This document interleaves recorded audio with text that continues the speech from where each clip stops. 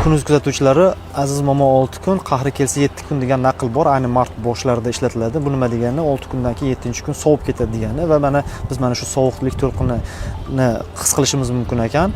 O'zgidrometning o'zi ham ayni mana shu 10-11 mart kuni juda ham ko'plab hududlarimizda tonggi kechki muddatlarda havo harorati -5 darajagacha, shimol hududlarimiz, tog'li hududlarimizda -10, -15 darajagacha hattoki pasayib ketish kutilmalarini berishyapti.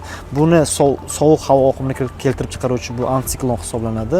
Yuqoridagi havoni pastga bosuvchi va quruq ob-havo hafta davomida dushanba, seshanba kunlarini hisobga olmasa, respublika bo'ylab quruq ob-havo kuzatilishi prognoz qilinmoqda. Seshanba kuni ko'plab hududlarimizda yog'ayotgan yomg'ir qorga aylanishi mumkin. Biz mana chorshanba tongi muddatlarda o'zi qayerliklar yerni oppoq qor ko'rinishida kutib olish bilan bog'liq xaritalarni ulashyapmiz. Bunda Samarqand, Jizzax viloyatining ayrim hududlari va tog'li hududlarimizda, Namangan viloyatining shimoli, Andijon viloyatining sharqiy tuman aholisi o'sha qorlar bilan kutib olishi mumkin ekan. Bu baribir biroz bo'lsa-da yomon hisoblanadi, chunki yer sirtida qorning bo'lishi kelayotgan sovuq havo oqimini kuchaytirib beradi. Shunaqangi bir qoida bor va albatta kelayotgan 2 kunlikda fermerlarimiz deymizmi, bog'bonlarimiz sovuqlik to'lqinini mana shu nabobat olamiga, dov-daraxtlari, kurtaklari deymizmi, gullariga yoki mevalariga ta'sirini kamaytirish uchun turli xil agrotexnik tadbirlarni amalga oshirishlari kerak bo'ladi va bu tadbirlarni biz Kunuzning YouTube kanalidagi